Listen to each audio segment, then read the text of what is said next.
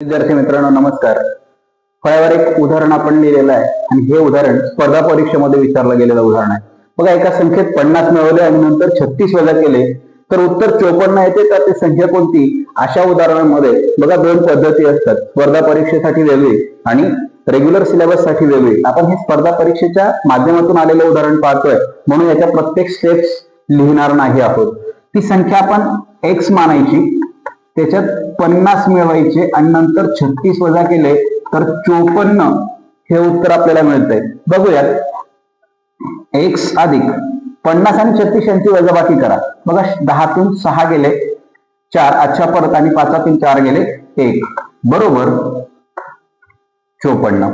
आता ही जी संख्या आहे ही संख्या आपण पक्षांतर करूया.